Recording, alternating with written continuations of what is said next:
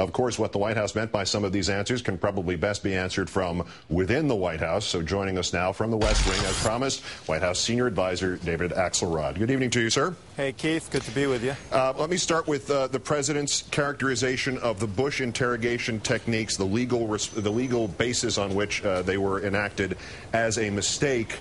But he did not and would not say that the previous administration had sanctioned torture. Is that a fine line or a fine hair being split there?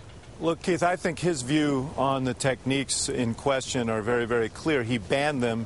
He did it within a couple of days of entering office.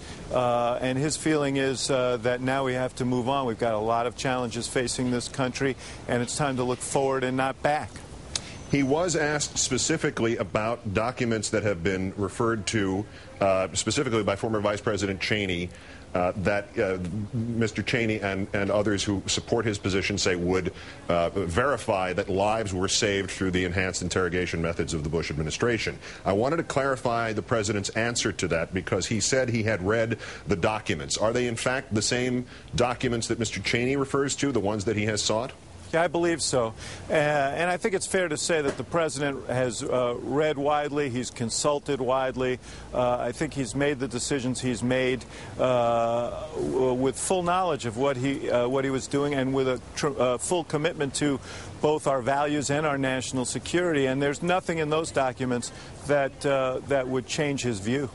He also said that those documents don't address a larger question, not only the morals and ethics, if there are any that apply to this, but the idea that there was there's been left out of the discussion that if there had been any information gleaned from these processes, that they might not have been obtained from other means, other less invasive means. Let's use that term, just make it up off the top of the head. But one part of this really struck me here, that the idea that the whole process, did it make us more safe?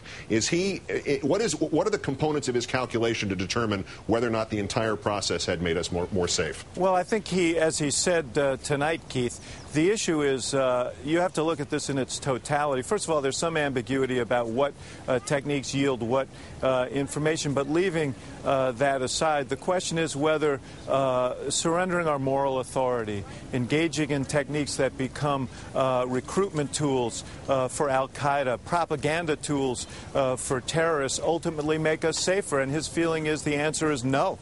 And that you can't look at these things in isolation. You have to look at the impact of them in terms of our standing and in terms of what it does in other parts of the world.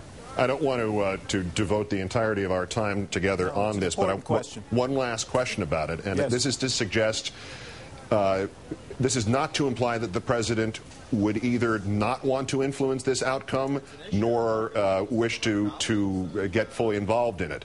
But if there is no further action regarding the Bush administration's interrogation techniques, if there are no commissions, if there are no prosecutions, do you think President Obama will be satisfied by that outcome, if that is the outcome?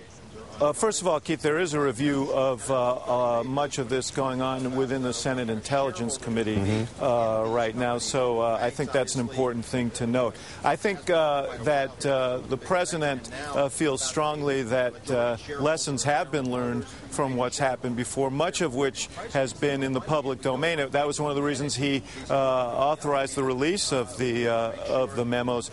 Much has been learned. It's informed his decision in banning these techniques, and now it's time to move forward and deal with not just the national security challenges we face, but myriad other challenges that he discussed tonight.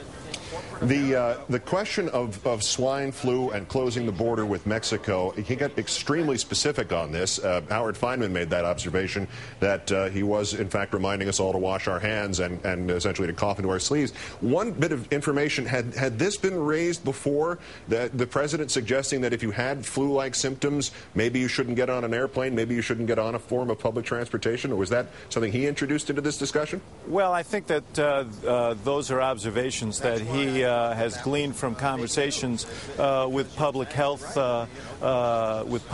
officials. Obviously, when you have a situation of this sort, when you start displaying symptoms, anything that keeps you out of the range of others, and certainly in enclosed areas, is a sensible thing to do. And so I think he was imparting all kinds of advice that has been shared with him, and it was important to use the forum he had tonight to share that with the American people. Last point, David. Would the president prefer to pass his agenda with Republican votes, regardless of Mr. Specter's new affiliation, regardless of the imminence, presumably, of the seating of Al Franken as the senator from Minnesota, or are they still an essential component to what you all want to do? Well, look, I think it's always healthy to have a broad majority supporting your initiatives. And we're going to work, as he said, we're going to work with them where we can. What we can't do is embrace a failed economic doctrine that helped get us into the situation we're in, and that's what we're not going to do. And we're not going to suspend progress in service of a larger number of votes. This country has enormous challenges right now. We have to move forward. We're going to move forward. We're going to do it in concert with anyone who wants to work with us. And if there are people who don't want to work with us, we have to move forward. We can't wait. White House Senior Advisor David Axelrod joining us from the lawn of the White House. Thank you again, sir. Thanks, Keith.